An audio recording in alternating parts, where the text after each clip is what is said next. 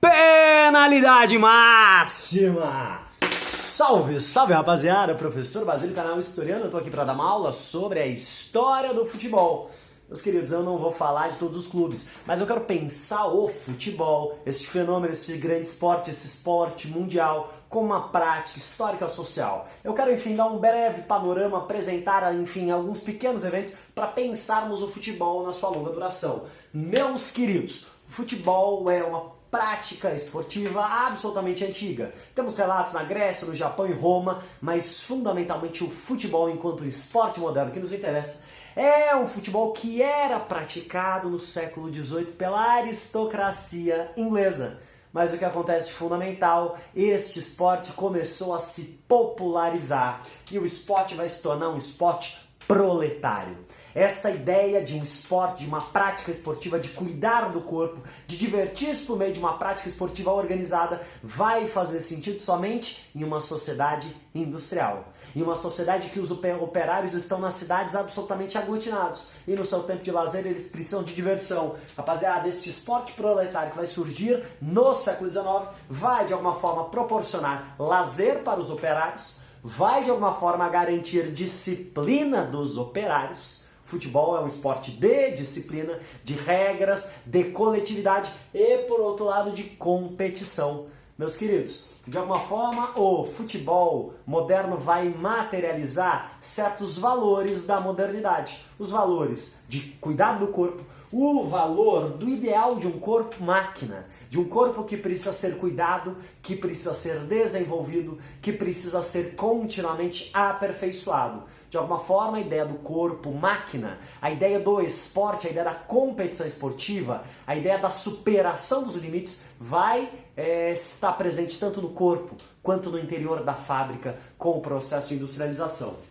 Meus queridos, não por acaso o futebol vai se espalhar na Inglaterra fundamentalmente nas cidades operárias. Olha os times da Inglaterra: Manchester, Liverpool, cidades operárias, cidades fabris, cidades industriais. É nesse contexto, no final do século XIX, que o futebol chega ao Brasil, com o filho de um operário inglês, Charles Miller, traz para o Brasil bola, regras, enfim, e traz a ideia do futebol para o Brasil no final do século XIX.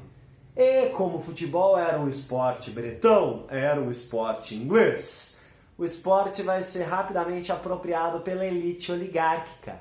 As oligarquias começam a praticar futebol, começam a jogar futebol. O futebol nasce como um esporte das elites brasileiras que querem imitar as práticas esportivas europeias.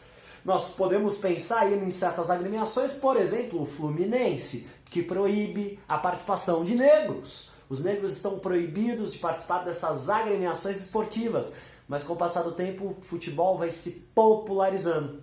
O futebol vai adquirir um caráter popular e quem vai participar deste futebol popular, fundamentalmente, tal como na Inglaterra, os operários. O futebol então vai ter manifestação nos setores elitistas, mas vai estar cada vez mais presente no operariado. E isso daí é interessantíssimo, tudo bem? Interessantíssimo para quem? Quem apoia fortemente este futebol operário? Os industriais. Não só pela ideia do lazer, da disciplina e da competição, mas porque muitos industriais vão criar times nas suas fábricas e vão usar este esporte como popularização, como enfim marketing das suas marcas.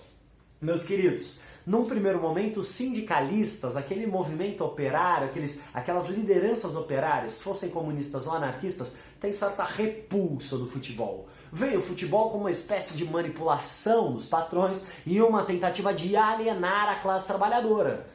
Só que com o passar do tempo o futebol vai vencendo as próprias lideranças sindicais. E os sindicatos começam também a articular as suas competições, os seus jogos de futebol. Enfim, o futebol, essa prática esportiva, vai se espraiando até na mentalidade, na consciência da classe trabalhadora organizada.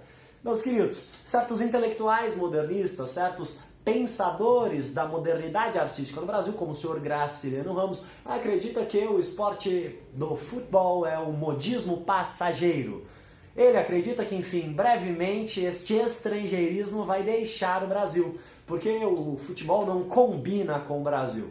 Graciliano estava errado e o futebol vence a disputa. O futebol se torna um esporte cada vez mais popular, Tanto é popular que durante a era Vargas, naquela tentativa, especialmente do Estado Novo, da ditadura estado-novista, de construir um projeto nacional, uma nova ideia de nação, que fosse capaz de incluir expressivos setores da classe trabalhadora, o futebol vai ser a peça-chave desta montagem simbólica. Por quê? Porque, de alguma forma, o futebol poderia promover a ideia de coesão nacional. O futebol é um esporte absolutamente mestiço, logo, apropriando-se da ideia do Gilberto Frei, não existe racismo no Brasil. Afinal, olha só o futebol, são brancos e negros. Aqui é.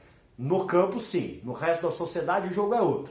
Mas o futebol adquire essas características. A cordialidade, a irreverência, a apropriação deturpada do Sérgio Buarque de Holanda.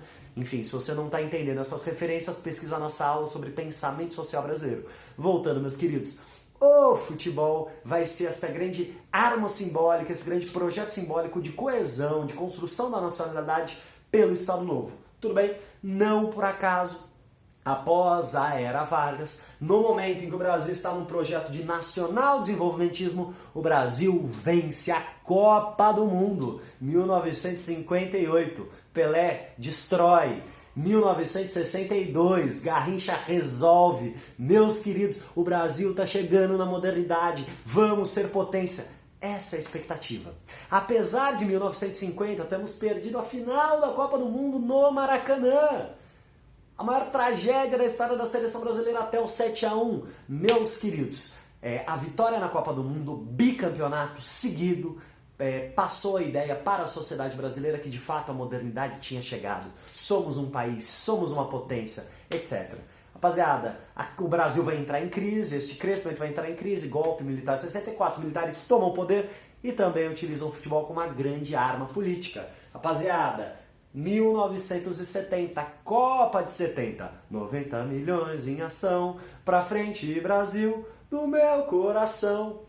Uma grande propaganda ufanista dos militares tentando se apropriar simbolicamente do futebol. O Brasil vence o tricampeonato, traz a taça Jules Rimet para o Brasil. O Brasil é o primeiro tricampeão mundial. Vence os italianos no México. E isso é um ganho simbólico, um ganho político para os militares. Naquele governo Médici, aquele governo dos anos dourados do milagre, mas dos anos de chumbo da repressão, o tricampeonato entra como uma luva nessa política dos militares. Tudo bem? Meus queridos, não por acaso se o futebol é arma do poder, o futebol também é arma de crítica ao poder. Em 1980 nós vamos ter a experiência da democracia corintiana.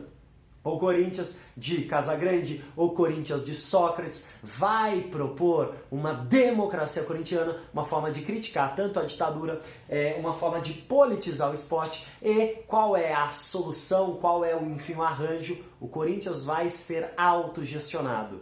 Jogadores, comissão técnica, roupeiros, massagistas, enfim, toda a coletividade vai deliberar de forma coletiva sobre os rumos do time. Meus queridos, se nós pensarmos também de que forma o futebol, os clubes vão adentrar na política brasileira, durante a Segunda Guerra, clubes de italianos, como por exemplo o Palestra Itália, são obrigados a mudar o seu nome. Palestra Itália vai tornar-se Palmeiras. Enfim, a história do Brasil ela é atravessada pelo futebol. O futebol é essa grande manifestação cultural, uma manifestação que começa elitista, mas se populariza. E rapaziada, não por acaso nos anos 2000 a gente tem uma tentativa de despolitização do futebol e uma tentativa de criar uma ideia de empreendedorismo no futebol. Estamos já falando em 2000, no final da década de 90, 2000, 2001, etc., de uma nova ordem neoliberal, que enxerga também o futebol como uma mercadoria. Grandes jogadores, grandes clubes, grandes espetáculos, grandes arenas.